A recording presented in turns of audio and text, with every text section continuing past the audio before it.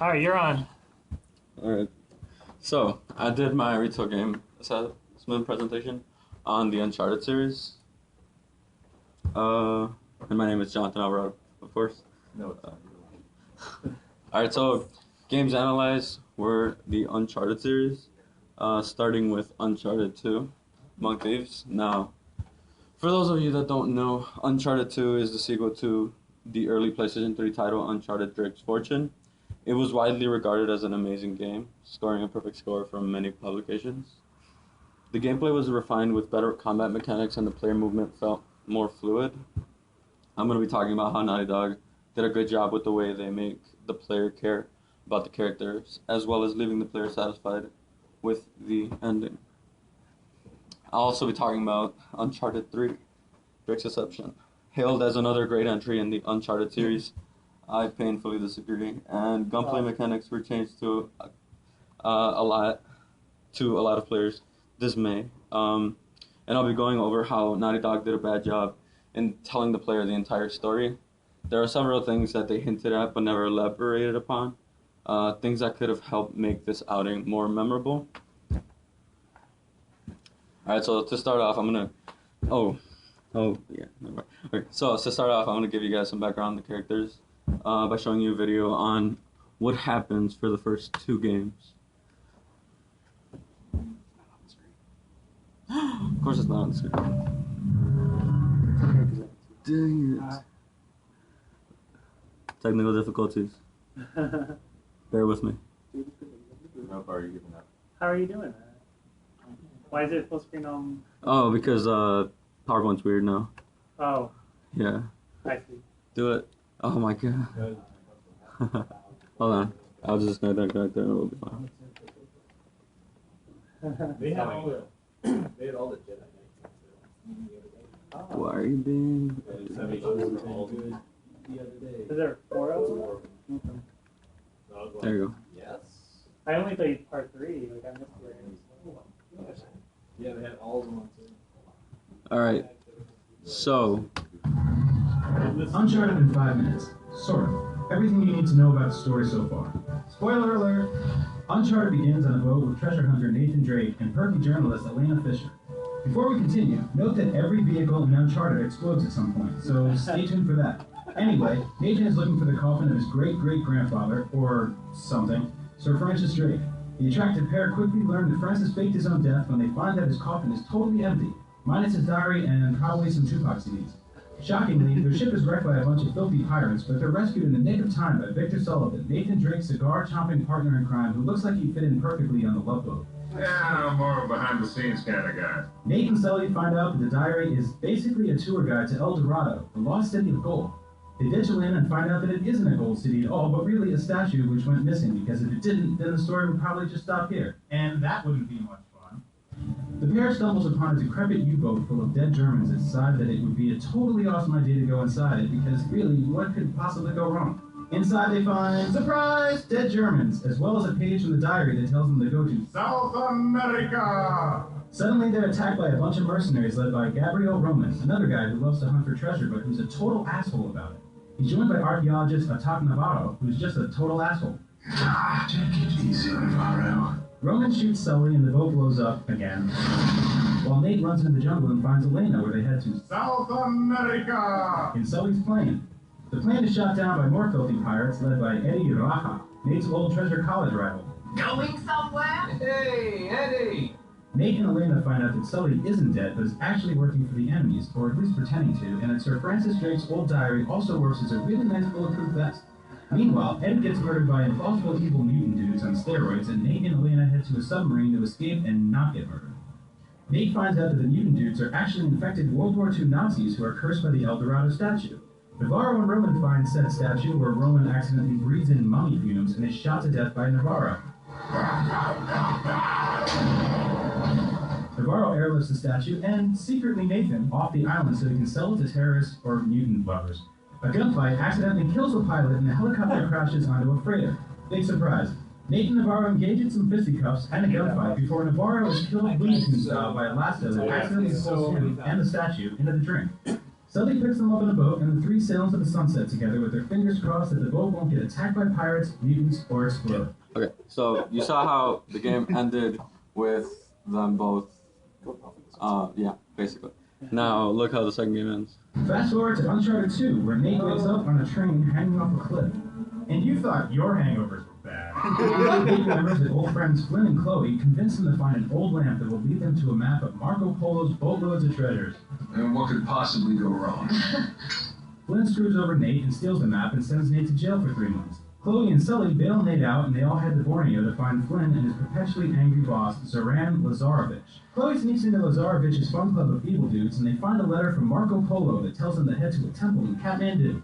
They meet up with Elena and her camera guy Jeff, and they all decide to travel to the Himalayas to find something called the Chintamani Stone. But not before Jeff is shot and killed. Rest in peace, Jeff!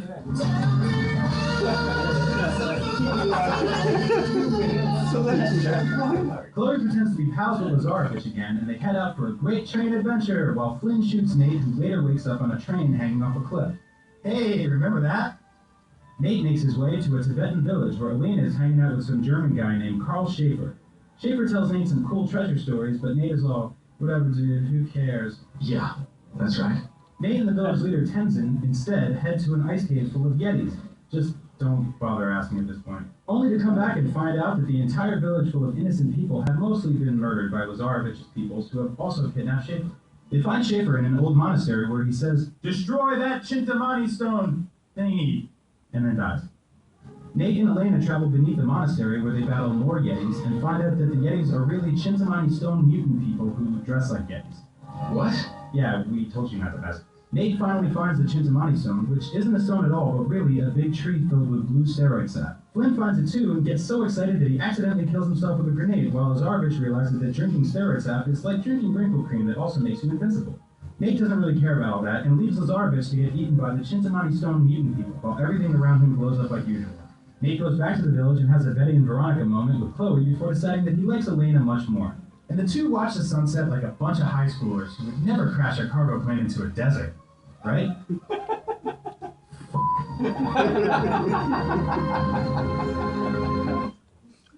Okay, back to. Did it in less than 5 minutes. Well Oh done. my god. Alright, so. Yeah. YouTube, I've shot out there. Little shot. Alright, so starting out with Uncharted 2 Among Thieves. Now that you know the gist of what has happened. It sounds so convoluted. I mean, Alright, so starting out with Chloe Fraser, one of the characters that's important to the narrative. Her relationship with Drake is shown to be romantic, which leads to Drake having to choose between her and Elena at the end. Of course he chooses Elena because they have more recent history together, and Chloe is kind of a hothead. Naughty Dog does a good job of giving the player enough background on Chloe for them to see that she matters to Drake, which of course causes the player to care about her as well. This causes them to really feel the weight of Drake's decision between Chloe and Elena in the end. The fact that the story pushes the player to be fonder of Elena, it doesn't come off as a surprise when Drake chooses her, and it leaves them satisfied by Drake's decision.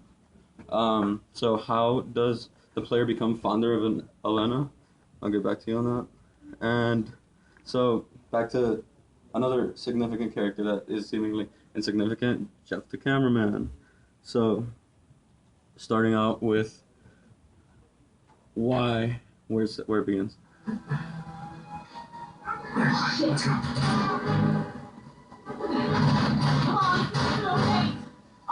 Alright, so through this entire section, you're basically carrying him to safety because he was defending you. Him and Elena were defending you and Chloe, and then he got shot. So now you're carrying him to safety.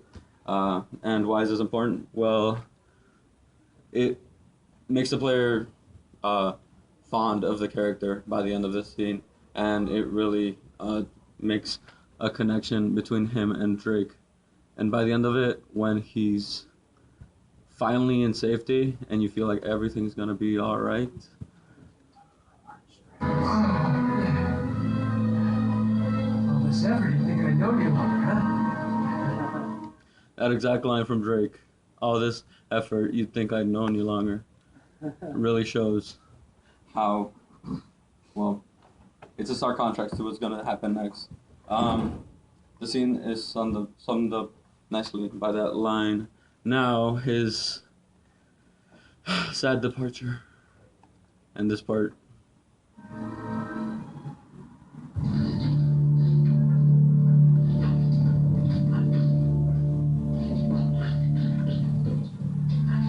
Shit! It's all right. We can make that. He can't. No, you don't. We don't have a choice. Nate?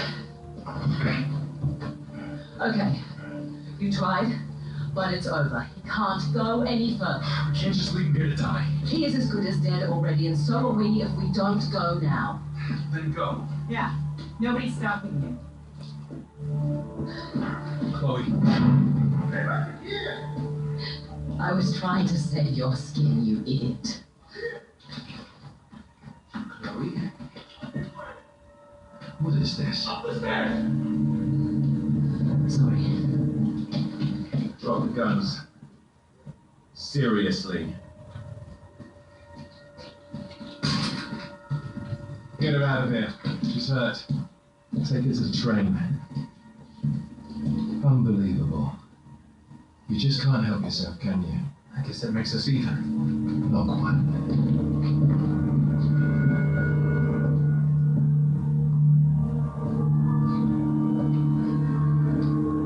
Alright, so this is the first time Drake interacts with Lazarevic, and it really defines his character and makes you aware of how dangerous he really is. So, this little man is Drake.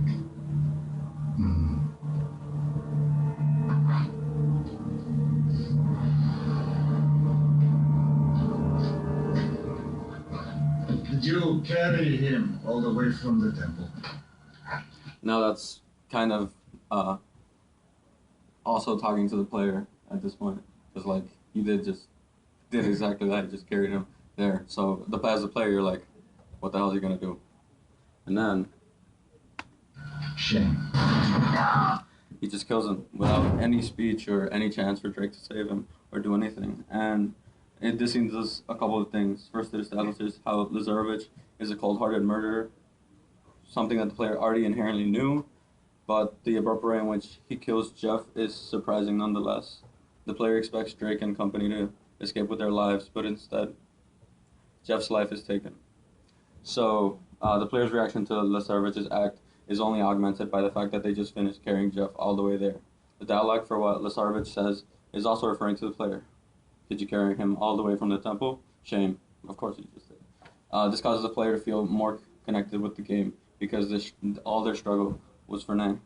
Some would argue that this does a disservice to the player because it will make them feel like they did all that for nothing. Although that's true, I argue that it suits the purpose, making the player hate Lazarevic. Without the scene, a lot of the player's distaste for him is mostly based on the fact that he's a villain, and he has to be hated. And this scene defines him. Another thing you can see is the contrast between Lazarevic and Flynn, which is another one of the enemies.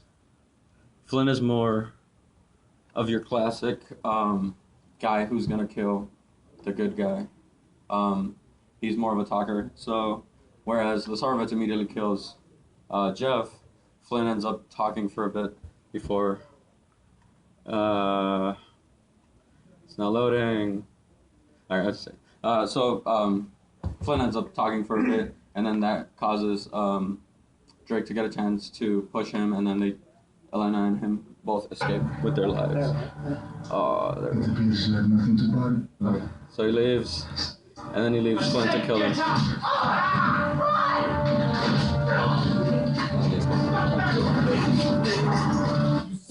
So that just kind of highlights how incompetent Flynn is in contrast to Lazarevic.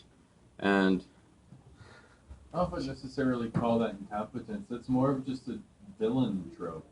like a different kind. Like a James Bond villain. They have to monologue. Like, It's there's not like- like- Well, yeah. I mean, that's what I mean. Like, whereas Lazarevic strays from that. Yeah. Well, Flynn- Lazarevic is a villain, but he's got at least from that little bit of characterization, Mhm. he's the muscle. Yeah. The muscle doesn't monologue. The muscle just does. Mhm. Yeah, but he's like also the main villain. But And he's he not can still very- be the main villain, but he's Mhm. obviously just from that one scene, Yeah. he's elevated muscle. Mm-hmm. You know, he's an operations guy. Mhm. Somebody has to die, they die. Yeah. You know, whereas the other guy is the more token Bond villain. It's like Bane from the Rise of Dark Knight Rises. Dark Knight Rises. You know, the entire time you think he's the villain, but he just turns out being the muscle for the other villain.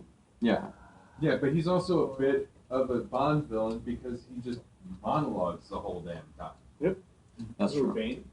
I'm Bane. I'm going to blow up your city and cut off your Well, back to bridges. Jonathan. So, also, back to my question, how does the player become fonder of Elena? Well, they see her experience grief over her friend Jeff's death. This causes the player to be empathic toward Elena's loss. Chloe is seldom distraught.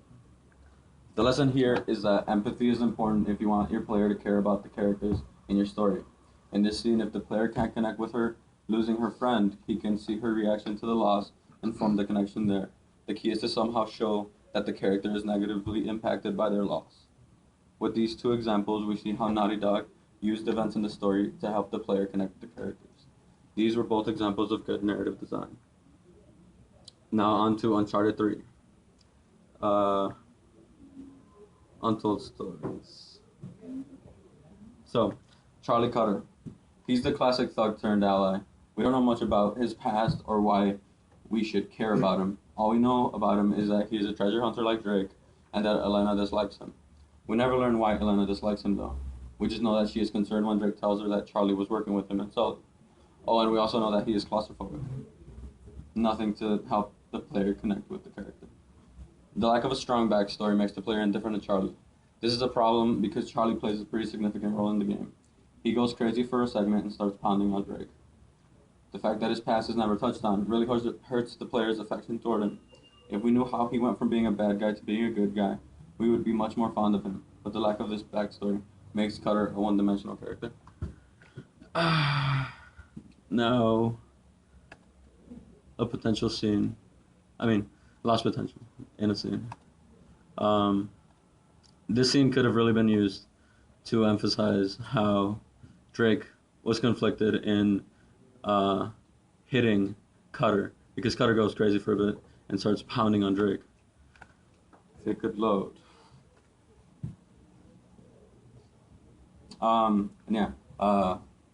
He starts pounding on Drake, and it would have been in the best interest of the game as a whole. The way up and the way down along this side. Just go on. I've got him. So listen. That's it. Charlie, go on, come on, just one more. Alright, so what happened to Charlie is that he got hit by a dart that makes him go crazy, and he starts seeing things that it augments all of his fears, and it makes him see things that aren't really there. What did I do?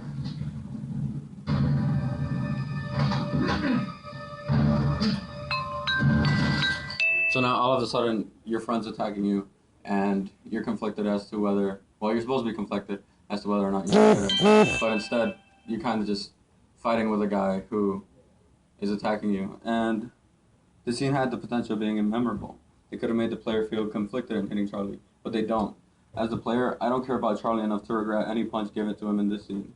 He's going crazy, and it's a killer to be killed as far as I'm concerned. The only thing that makes me feel remotely bad for Charlie is the last part.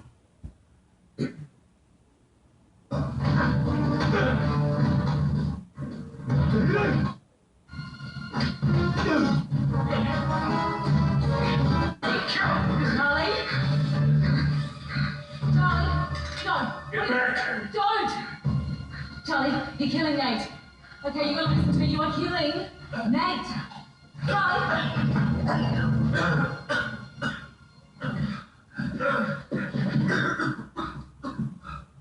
Jesus.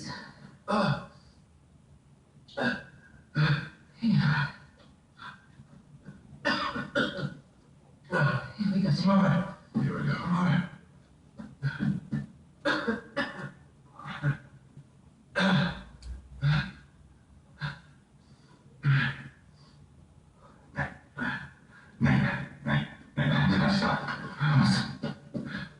Breathe.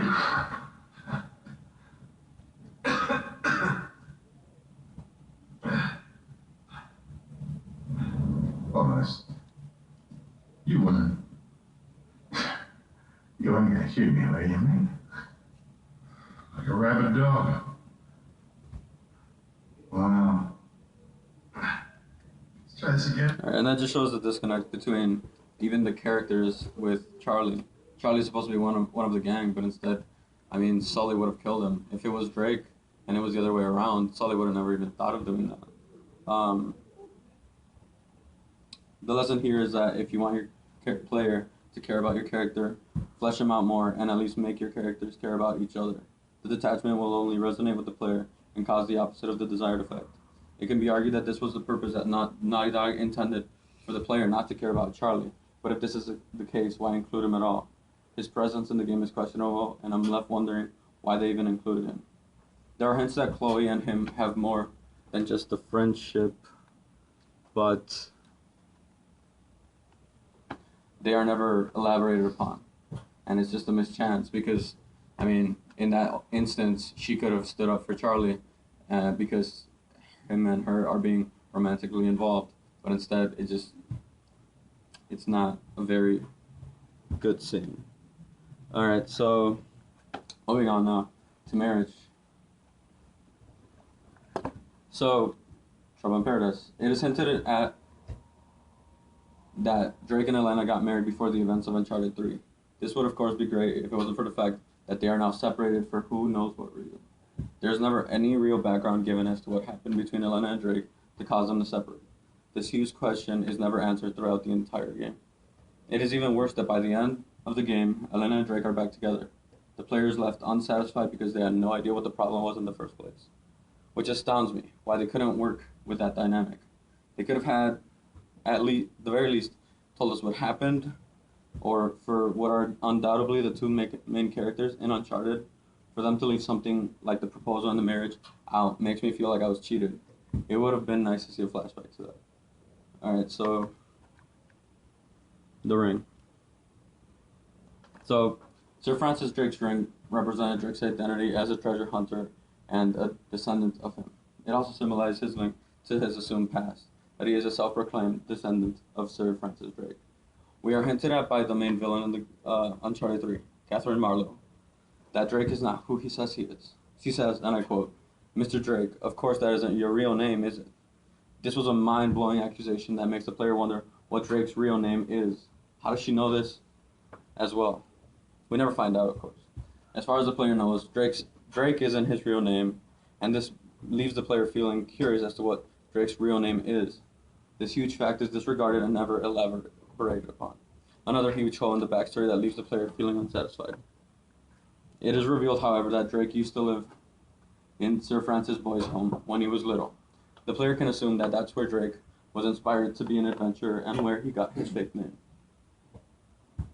Something they did right, though, regarding the ring, was that Drake actually lost it to Marlowe, the main villain. Right after he accepts that he has nothing to prove to her, he tried to save her from falling into quicksand, only to lose the ring to it. This is symbolic to how that part of him that strived to uncover treasure like Francis Drake did has changed. This is huge, because based on what the entire Uncharted series has said so far, Drake's identity is directly tied to it. So what will his identity be now? What other ring can he wear now that he lost the one he has had since he was a preteen? Of course, it's his wedding ring. And this is how it all ties together. Sully wraps it up for us in a nice bow. He's telling... Let me show you.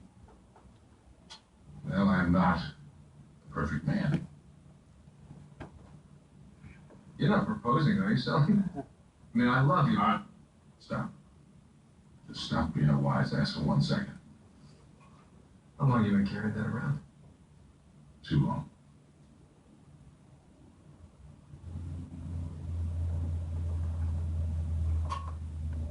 Thought I'd lost it. Here's the thing, kid. We don't get to choose how we start in this life. Real greatness is what you do with the hand you dealt. Alright, so Sully, he's telling Drake that he needs to stop trying to achieve greatness through someone else's identity and establish his own. The wedding ring signifies that. New beginnings.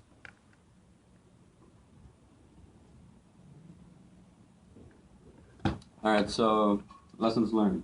Naughty Dog does a good job in tying things up. Use empathy to help your player care about your characters. They're characters, not idle characters. Don't hint at something if you're not going to elaborate on it. It's one thing to leave it obscure because it serves the fiction. It's another thing to do so when you can easily elaborate. Elena Fisher's not related to What? I was shocked. Any questions? Yeah. Shoot. For me personally, when I was playing that game, I actually more was fond of Chloe. Mhm. What made you more Because fond of Elizabeth it? Black is her voice actress, and I mean that's just like one of the sexiest Australian voices ever. Well, I found Chloe, Actually, the whole point. I found her better than Elena would have on the team. What was it about it that you found more interesting? Yeah. Betrayal. Betrayal. Well, that and also she was, I thought she was more attractive than Elena. Because I mean, every video game there is that hot blonde that the main character falls in love with. I don't care about that. Throw in a redhead, throw in a freaking brunette or something. Part of the line. I don't know if Well, I you think noticed that this, Chloe but is Mass the hot Effect, there is not a single Yeah. blonde. I've never played it. Yeah. So. Yeah, there are no blondes in Mass Effect. I made my character blonde. Okay, there's think- one. In one universe. I think aesthetics aside, I mean, because Dylan said Chloe's the hot blonde. She is the hot blonde. And in this I think that's situation. She's not probably blonde. true. Yeah. But I mean, aside from looks, like the 2 points you made about Charlie Cutter, the fight with him, and how you don't really care, Mhm. and how like the choice between Chloe and Elena, and how it becomes a non-choice. I think your reasonings are true. Like I think Naughty Dog went into that very deliberately. Like they understood how it typically works and they went for it.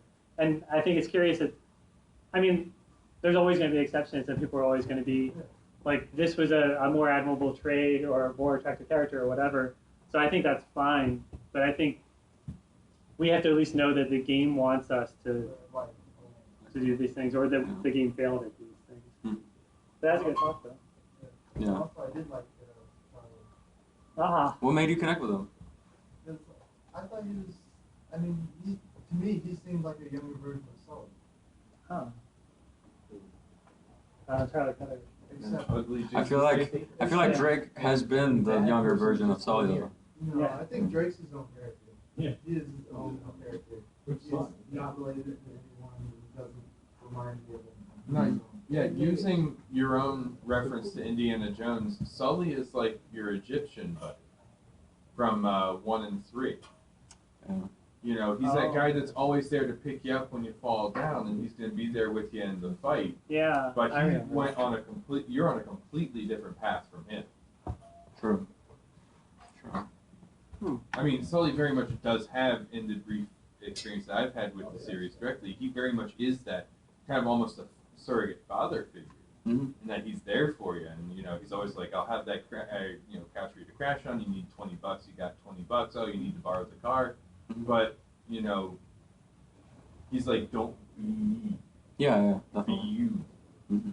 And I mean, my only thing is you talk a lot about symbolism Mhm. in your presentation. The problem with symbolism is that there's no cut and dry Yeah. single interpretation of it. So even though I haven't played these games, you did a very good job of explaining where you are at all these individual moments. Mhm. I'm reading entirely different things out of the symbolism. I mean, with the losing the ring in with Marlowe, I believe you said her name was, and the quicksand, Mhm. especially after she has destroyed the persona of Nathan Drake at this point. That's losing that ring, losing that attachment. That's Drake being free. That's him losing that shackle, as now he can truly be who he was meant to be. You know, he no longer, and then Sully just kind of hammers that point home. Mhm. You know, for the people who didn't read that particularly out of it. So Something else about I completely agree with you. Yeah, I completely agree with you on that point. But something else that really ticked me off about the third one was that there was literally no character progression with Drake until the very end. Like after going through all of these things with Marlowe, he doesn't seem affected by any of it at all. And yeah, he wears that mask of humor by making jokes about everything. But by the end of the game, you don't feel like he's any different than he was at the beginning. But see, at this point in the series, in the third game, Mm-hmm. from what I'm hearing from everything you've explained to me, is that there isn't character progression, Mm-hmm. there's player progression. Mm-hmm. Because with this one, I mean, this was the tagline for this was Drake's Deception, Mm-hmm. right? So this is about the story that I'm getting from this is that it is about the player making the real steps forward. Is getting the person holding the controller to question everything that they've learned so far about Drake, and then like Drake at the end, being ready to move on, to do something different. Mm-hmm. You know, What do you think about that? I'm not sure if I see how you could get to that conclusion, but I wonder if you change it if you play it, because I don't know. Like to me, the game felt very unsatisfying by the end because Sully during the entire time is trying to hammer down these points to him, and he's not listening. And it isn't until the end when, well, I guess he does change because he finally listens. But that's what you said until the end. yeah, like it's kind of forced at that point. Like it I- has to happen. I have a sort of related question. Like you brought up a lot of the good flaws in the series, which is kind of hard to do because most people just rave about, like you said, how perfect it is and so forth. Mhm. Yeah. Yeah. Do you feel like you still consider yourself a fan of the series? Like Yeah, I still, love, like, I a love the favorite series. franchise? Like, Or one I of- mean, I even went back to platinum the game, but I feel like Naughty Dog could have done a lot more with it. But I don't know if The Last of Us strained the development or something. If it was a different team, well, within the Yeah. They have two teams. They Yeah. work concurrently on two different teams at a time. Yeah. okay, because like I just That was like, how they even- were able to speak the last even time. little That's why, things- yeah, that's why everyone's like, how are they making this? Uncharted 3. Yeah. even little things like bonus features. Because in the second one, you could like unlock costumes and like Yeah, for make a multiplayer. giant head and make like Fat Drake and all And these. in one you could do that too. Yeah, in 1, 2, and in 3, all of a sudden it's just like bare game and nothing else, no extra. And you could do that in And well, yeah, multiplayer, which makes me think that the team that did that focused on the multiplayer instead. you could do those things in Jack and Daxter as well. Like Big Oh. Head and all that kind of stuff. So it's a Naughty Dog theme until the thing that they were rushed. Yeah, because I don't know, I think that it just felt like that. the Uncharted series as a whole serves as one big learning experience for Naughty Dog that then they took and perfected for Last of Us. And I think that it's one of those things I'm really excited for Uncharted 4 because I think that Uncharted is written a very specific way in that it's like it's obvious Indiana Jones, Mhm. which is that, you know, it's not Indiana Jones doesn't really undergo very much character development necessarily, but that's part of why we like him so much is that his character is well established right off the bat. Yeah. And then we just kind of deal with him handling certain situations. It's like, I love this character, now put him in this situation, in this situation. And Drake is very much the same. If he undergoes, if anything, more character development Oh, than even Indiana Nazis. Jones because he's a little more human and a little less like just action hero the best.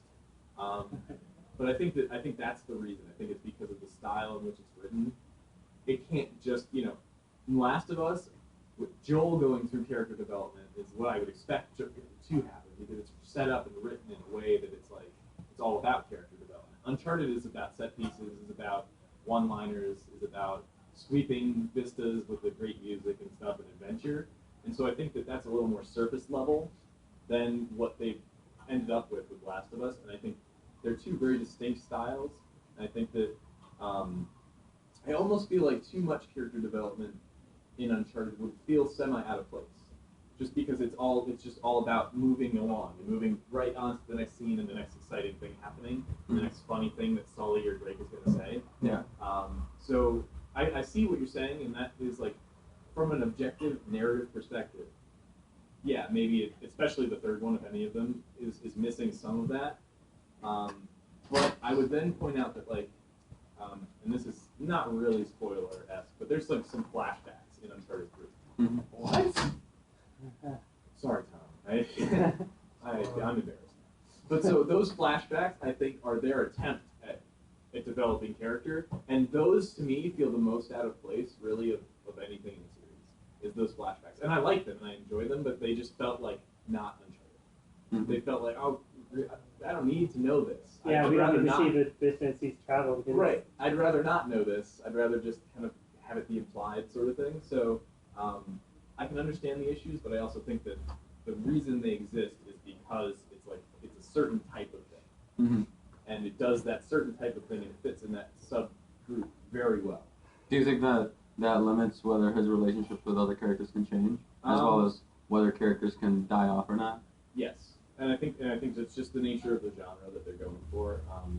And I think it's just one of those things where, like, yeah, we'd love to see, like, Nate have some, like, really emotional moments and stuff. And they get surface, like, they get to points with that. And, like, even Indiana Jones in The Last Crusade with Sean Connery, they get to points with his dad. So it's like, oh, man, you know, especially toward the end of it, you hit on those moments, but it's only ever going to be moments. It's never going to be like, wow, I see the full circle thing that they've been plotting the whole time. You know, like, it doesn't ever quite come to that. With like, in a way, it almost, like, I'm watching Supernatural still, and I'm still early on. I'm, like, halfway through season 2, but Dean is sort of similar. Like, he's got, like clips and, you know, good comebacks and stuff, and he doesn't really want to get deep and emotional. Right. They still have. And then Sam is the emotional weight. Bitch. You know, yeah. Sam is kind of bitch. Oh my. It's interesting though. So, any last thoughts for Jonathan before we move? Is there any last thoughts from Jonathan? Sure. They're just saving all the plot holes for the sequel. They'll go back and fill them in. Yeah. Spoiler alert, the character for Uncharted 4 is actually in Peter May. Whoa. Unfortunately, that's not possible because I need him for next semester. Anything else? Kotaku, Like every outlet comes into the room, they're just, wow, that's great. And somehow it was on Twitter like 20 minutes ago. Wait a minute. Well, I do have TweetDeck open right now, so. All right. Well, that's it then. Thank you guys. See you Wednesday.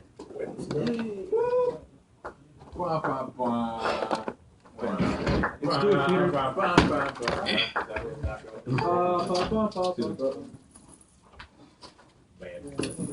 was going to get us surprisingly well matched with what we were talking about, too. Yeah. I was actually, like, wary of that.